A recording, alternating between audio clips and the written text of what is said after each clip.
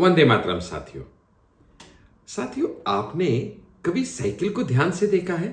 Cycle में दो tyre होते हैं, लेकिन जो चेन होती है ना, वो पिछले टायर के साथ जुड़ी होती है। अगला टायर जो है ना, वो दिशा देने का काम करता है, और जो पिछला टायर है जिसके साथ चेन जुड़ी होती है, वो गति देने का काम करता है। ठीक इसी तरह से किसी भी समाज को उन्नति करने के लिए दो चीजों की बहुत ही आवश्यकता रहती है। एक है तजुर्बा, जो कि उसको देते हैं उससे पहले की पीढ़ी, यानी बुजुर्ग लोग। वो क्या देंगे? तजुर्बा। और दूसरा क्या चाहिए? ऊर्जा। ऊर्जा कौन देगा? जवां पीढ़ी, युवा लोग। तो दोस्तों, आज 9 साल बेमिसाल सीरीज के पार्ट 6 में मैं डॉक्टर आशीष आपसे बात करने जा रहा हूं अमृत पीढ़ी को सशक्त करने के लिए मोदी जी की हुई कुछ पहल। ये तो हम सब भलीभांति जानते हैं कि सेवा, सुशासन और गरीब कल्याण की नींव पे रखे हुए मोदी जी के 9 साल बेमिसाल रहे हैं। लेकिन इस 9 साल बेमिसाल में आगे ले जाने वाली पीढ़ी के लिए, हमारे भविष्य वाली पीढ़ी के लिए, हमारी उस युवा पीढ़ी के लिए क्या क्या किया गया, आइए कुछ नजर उसके ऊपर डाल ले तो बहुत ही उचित रहेगा।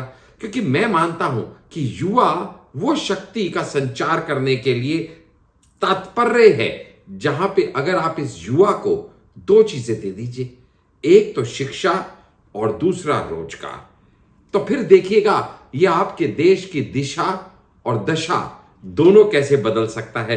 क्योंकि मोदी जी का तो यही सोच रही है कि नेक इरादे और पूरे करो वादे। उसी सोच के साथ मोदी जी युवा पीढ़ी को आगे बढ़ाने के लिए नित्य प्रयत्नशील रहे हैं इन 9 सालों में। तभी तो है 9 साल बेमिसाल। किया क्या क्या उन्होंने, थोड़ा उसके ऊपर नजर डाल लेते हैं। दोस्तों, इन 9 सालों में, जिनको हम 9 साल बेमिसाल कहते हैं, लगभग हर 2 दिन में एक कॉलेज की स्थापना हुई है। जी हां दोस्तों, अगर मैं यूनिवर्सिटी की बात करूं तो लगभग हर हफ्ते एक यूनिवर्सिटी आरंभ की गई है। यकीन नहीं होता आपको तो आंकड़े देख लीजिए। पिछले 9 साल में 390 नए विश्वविद्यालय खोले गए हैं। हायर एजुकेशन की अगर मैं बात करूं दोस्त, तो मेडिकल कॉलेज हमारे देश में डॉक्टर बनने की, इंजीनियर बनने की, मैनेजमेंट गुरु बनने की होड़ सी लगी है। क्यों? क्योंकि ये भविष्य को सुधारने के कुछ साधन लोगों की समझ में आए हैं कि अगर ये आप बन गए तो फिर आपका जिंदगी संवर गई। और सच में देश की उन्नति के लिए डॉक्टर, इंजीनियर, आईएएम ग्रेजुएट्स, इन सब का बहुत महत्वपूर्ण योगदान है। बाकियों का नहीं है ऐसा मैं नहीं कह रहा, लेकिन आज का टॉपिक जो है युवा पीढ़ी के लिए है, इसलिए इन टॉपिक्स के ऊपर आपसे चर्चा कर रहा हूं दोस्त। तो नंबर ऑफ मेडिकल कॉलेजेस जो पिछले 9 साल में बने हैं, तो आपको जान के अगर हैरानी ना हो तो मैं बता दूं कि 387 मेडिकल कॉलेजेस हुआ करते थे, और वो आज बढ़ के 693 हो गए। तकरीबन 225 मेडिकल कॉलेजेस सिर्फ पिछले 9 साल में बने हैं। टॉप ऑफ टॉप की अगर मैं बात करूं एम्स की, तो वो एम्स पिछले 9 साल में देश भर में 15 बने हैं। सोचिएगा हमारे देश को कहां से कहां ले जाने का प्रयास है मोदी जी का, नई पीढ़ी को सशक्त करते हुए। अगर मैं आईआईएम की बात करूं, तो वो आईआईएम का नंबर भी दुगना हो गया है, क्योंकि 7 से 14 हो गया है पिछले 9 साल में, क्योंकि 7 नए आईआईएम खुल चुके हैं। ठीक इसी तरह आईआईटी की बात करूं तो उनका नंबर भी 7 से 14 हो चुका है, यानी 7 नए आईआईटी भी पिछले 9 साल में खुल चुके हैं। यानी हायर एजुकेशन के लिए अब हमारे देश के बच्चों को अन्य देशों में जाना, भटकना, इसकी जरूरत कम होती जा रही है, क्योंकि आत्मनिर्भर भारत जो है अब अपने बच्चों को एजुकेट करने के लिए खुद में ही इतना क्षमतावान है कि बाहर के देशों से भी बच्चे हायर एजुकेशन के लिए यहां पढ़ने आ रहे हैं। क्योंकि राष्ट्र प्रथम हेतु की जो पॉलिसी है ना, उसी के चलते मोदी जी ने विकास के ये कुछ कदम रखे हैं। अगर मैं पीएम कौशल विकास योजना की बात करूं, जहां पे युवाओं को कौशल सिखाया जाता है, तो तकरीबन 1.37 तकरीबन 1.5 करोड़ यूथ को अब तक इसमें ट्रेनिंग दी जा चुकी है, आत्मनिर्भर बनाया जा चुका है।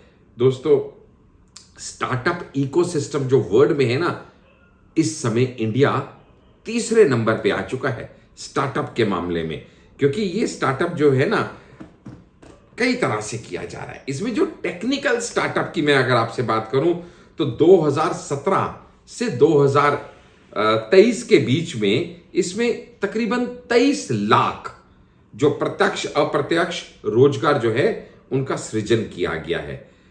दोस्तों, स्टार्टअप कंट्री में जब मैं बात कर रहा हूं ना, तो आपको पता होना चाहिए स्टार्टअप की वृद्धि 100 गुना से अधिक पिछले 9 सालों के बेमिसाल मोदी जी के इस कार्यकाल में रही है। और इस समय देश में स्टार्टअप्स की संख्या लगभग 1 लाख, एग्जैक्टली कहूं तो 97,000 स्टार्टअप जो है वो इस समय हो चुके हैं। यूनिकॉर्न, आप में से कुछ लोग यूनिकॉर्न के बारे में जानते होंगे, शायद सब ना जानते हो। यूनिकॉर्न उस स्टार्टअप को कहा जाता है जिसकी इवैल्यूएशन $1 बिलियन कम से कम हो, वो भी कब, जबकि वो स्टॉक मार्केट पे लिस्टेड ना हो। ऐसे स्टार्टअप को जिसकी evaluation $1 billion and above $US है, उसको हम यूनिकॉर्न कहते हैं। और ऐसे यूनिकॉर्न 100 से अधिक बन चुके हैं। एग्जैक्ट नंबर बताऊं तो 115। अब आपको समझ में आ रहा होगा कि ये सिर्फ कहने का जुमला नहीं है मोदी जी का कि सबका साथ, सबका विकास, सबका प्रयास, सबका विश्वास, बल्कि ये गुरु मंत्र है जिसके ऊपर ये देश अपनी युवा पीढ़ी को आगे बढ़ाता चला जा रहा है, क्योंकि वो युवा पीढ़ी ही वो इंजन बनेगी जो इस देश को, पूरे देश को रेल के डब्बे के माफिक खींचती हुई एक गति के साथ अपने लक्ष्य पे पहुंचाएगी। और वो लक्ष्य है विश्व गुरु बनने का लक्ष्य। दोस्तों, 4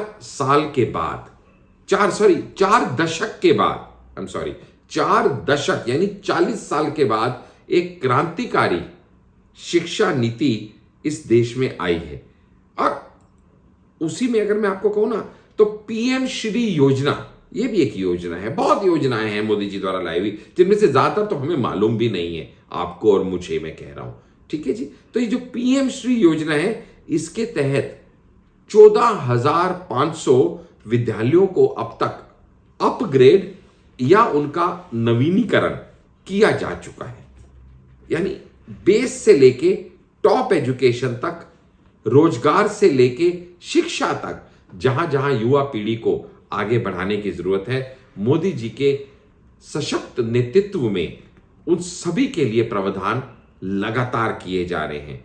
अगर मैं आपको टारगेट ओलंपिक पोडियम योजना की बात बताऊं, तो उसके अंतर्गत अब तक जो टारगेट ओलंपिक पोडियम का जो कोर समूह है ना, उस कोर समूह के 98 खिलाड़ियों को, और इसी टारगेट के विकास समूह को 182 खिलाड़ियों को लगातार सहायता दी जा रही है। दोस्तों, आपसे और मुझसे छुपा हुआ है क्या? जो प्रयास मोदी जी इन खिलाड़ियों को, युवा खिलाड़ियों को आगे ले जाने के लिए कर रहे हैं, ये उसी का तो नतीजा था कि 2020 टोक्यो ओलंपिक्स में जो इस बार भारत को पदक मिले, वो अब तक के सर्वोच्च पदक थे। अगर मैं क्वांटिफाई करूं तो ओलंपिक्स में 7 पदक और पैरा ओलंपिक्स में 19 पदक भारत ने हासिल किए। दोस्तों, आप सोच रहे होंगे कि इससे रोजगार की तो बात नहीं हो रही है।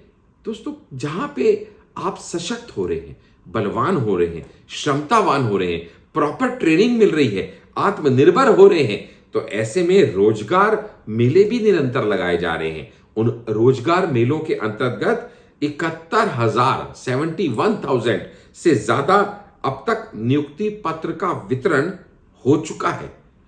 खेलों में लोगों की रुचि को और ज्यादा बढ़ाने के लिए खेलो इंडिया अभियान सांसद महोदय द्वारा जगह जगह हर कॉन्स्टिट्यूएंसी में किए जा रहे हैं। और ये खेलो इंडिया के माध्यम से खेलों को एक जन अभियान में तब्दील कर दिया है मोदी जी ने।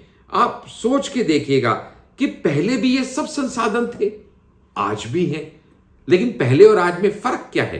क्योंकि पहले ना तो नीति थी कोई, और ना ही ऐसी कोई नियति थी जिसके चलते ये सुधार लाए जाते अमृत पीढ़ी को सशक्त करने के लिए, या हमारी युवा शक्ति को और ज्यादा सुदृढ़ और ज्यादा मजबूत बनाने के लिए। लेकिन मोदी जी के कुशल नेतृत्व के अंदर पिछले 9 साल, जो 9 साल बेमिसाल रहे हैं, वो 9 साल सच में इस देश को कहीं से कहीं ले जाने के लिए पर्याप्त हैं। और अब आपसे चलते चलते मैं डॉक्टर आशीष बस इतना ही कहूंगा कि मोदी जी के 9 साल बेमिसाल सीरीज में आज आपने पार्ट 6 सुना, अमृत पीढ़ी को सशक्त करना, युवा शक्ति को और बल देना।